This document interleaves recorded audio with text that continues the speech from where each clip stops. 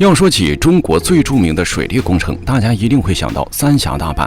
三峡大坝不仅是我国5A 级旅游景区，更是目前世界上最大的水利枢纽工程，其全方位展示出工程文化以及水利文化。除此以外，三峡大坝也是长江中下游地区人民获取电力最主要的输送点。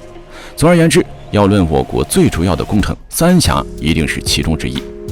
对于三峡大坝，想必大家都非常的熟悉。曾经在网络上风靡一时的三峡国防话题，就是围绕其展开的。有分析战争爆发，三峡大坝会不会成为首要的攻击目标的，也有分析三峡大坝周围有多少防空武器和作战部队的。总而言之，大家无一例外的都在强调三峡大坝的重要性。那么也有一个非常有意思的话题，这样宏伟的工程，中国是如何修建的呢？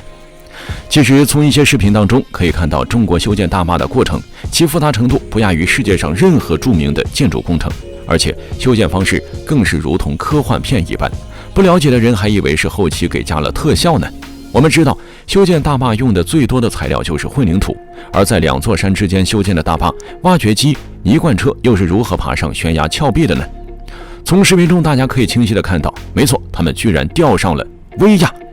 聪明的中国建筑师们在两座大山之间建起了钢架，然后用吊索将钢架连接，这样就可以利用吊索将搅拌车、水泥罐车吊起之后，从空中运送到悬崖峭壁之上，是不是非常的震撼？而且值得注意的是，为了防止泥土硬化，搅拌车在吊威亚的同时还需要不停的搅拌，真的非常佩服司机师傅的勇气。